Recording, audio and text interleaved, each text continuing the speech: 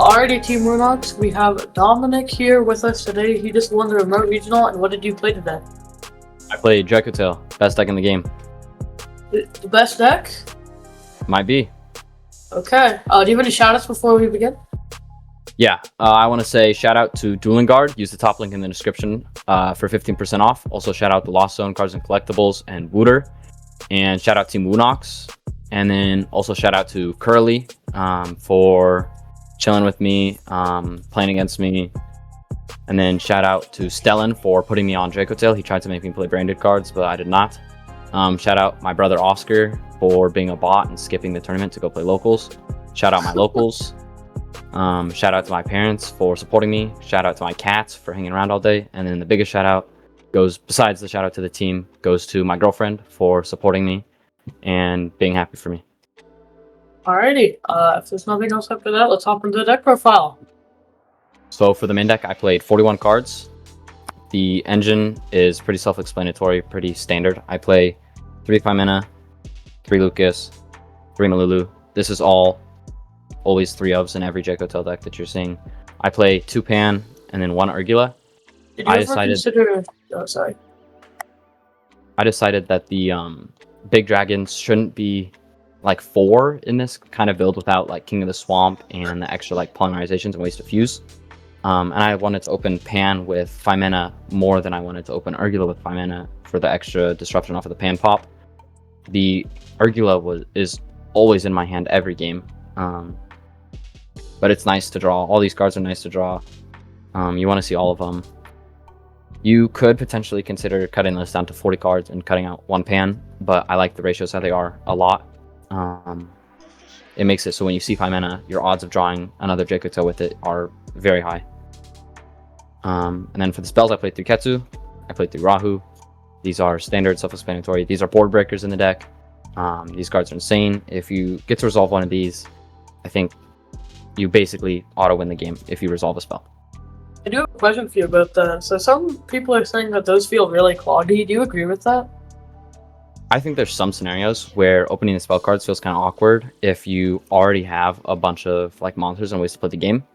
But if you are like going into a board and they negate with like Herald, they negate one of the spells, you can use another one. And I think having like the quote-unquote clog of too many spells is kind of fake and doesn't like... I think if you're complaining about clogging on the spells, you're not playing the deck right. Because if you open a bunch of spells, you can get to more monster names in hand and your end board just becomes that much better because you open all the spells. Sometimes it's better to not open one, but I always want to see at least one of these cards in my hand. Okay.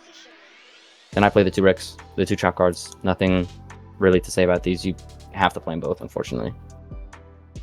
For the sub-engines that I played 2 Cartesia. This is a normal summon that lets you get into spheres and then add itself back as fusion material. It lets you play better under an Imperm or a Veiler on it because you can just use it again on the next turn.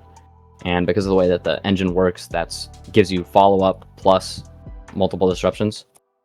And the Cartesia being a spellcaster comes up. The adding back comes up. I side this card down to 1 post-side fairly often for more hand traps going second.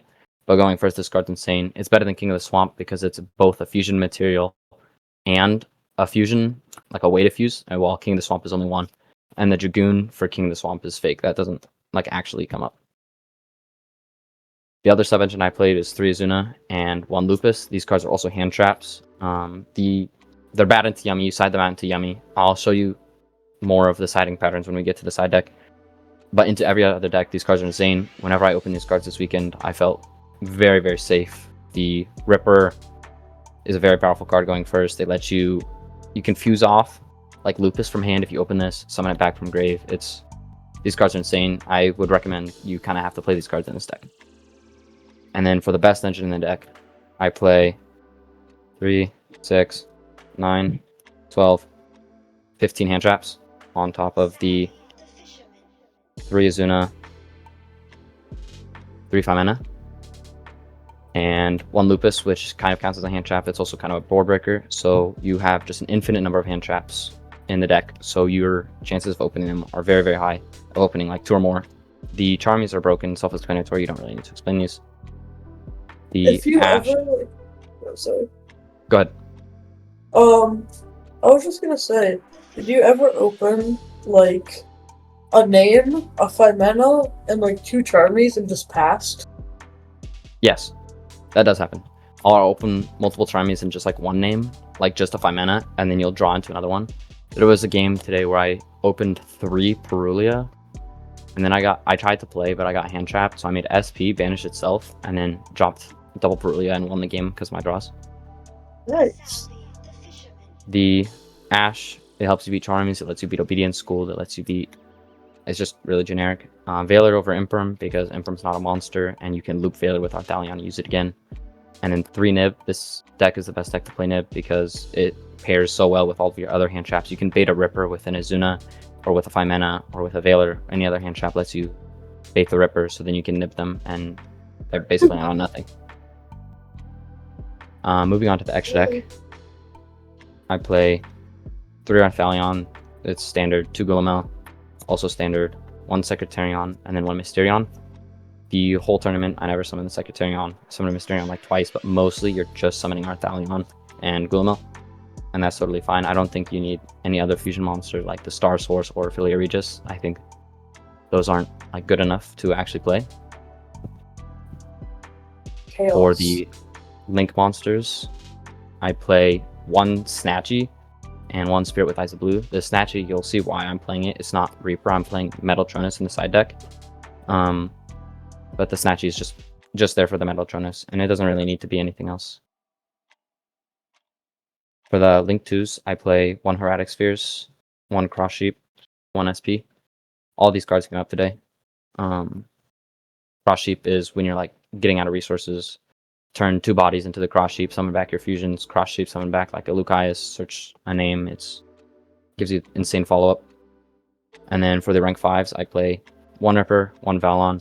You don't have space for the Nash Knight package, unfortunately. You do kind of have to play these other cards, and even if there was space, I don't think I'd try to find it. The Valon works just as well, plus it allows you to beat back row when you can start your turn with like linking this off for an SP.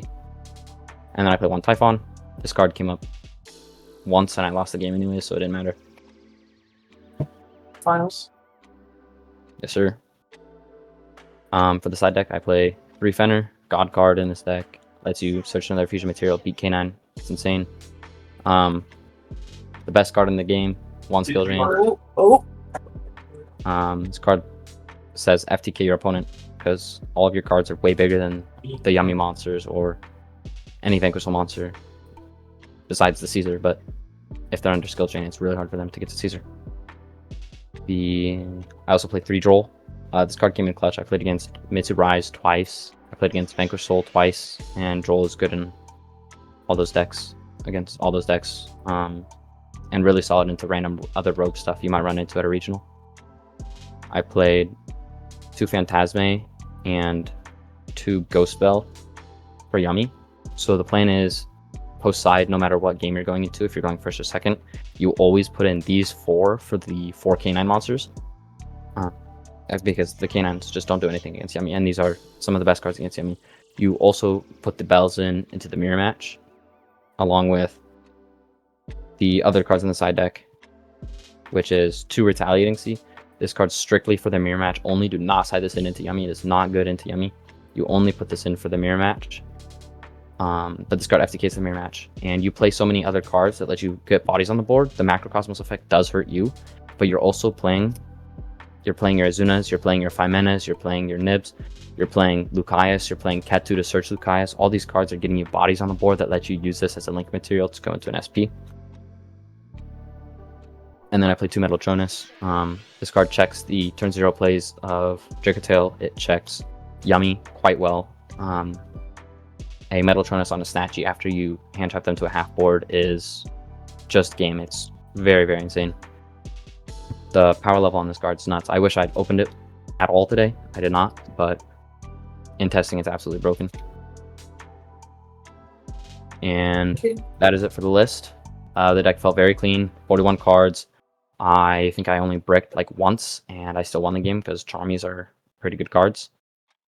Indeed. And that's all. I would continue to play this deck moving forward. It doesn't change that much post Dude. You do try to fit in the 1 copy of the Frixel, but that's really it that changes in the deck. Are there any just like overall changes you make to the deck after playing today in the event? Just like this current deck you have, current format? Or possibly even post ban list, which comes out tomorrow?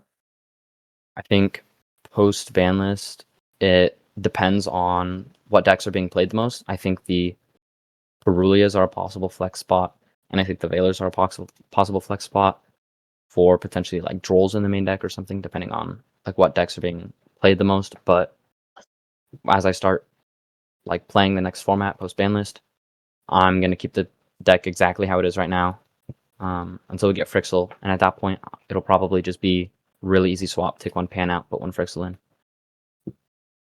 Alrighty, thank you for sharing the deck profile. Yet again, congratulations on the win. And this Thank is you. Team Winnock signing off. See you guys next time. Thanks to you, the product got better. Dueling Guard is now offering 15% off discount to any Team Wunox affiliate. Make sure you use the link at the top of the description to get your discount. They also have an end of the summer sale going on, so additional discounts you can save even up to 42%. Let us know in the comments section which product appeals to you the most, or if you grabbed anything. Dueling Guard x Team Wunox. We're excited for the future, and thanks again.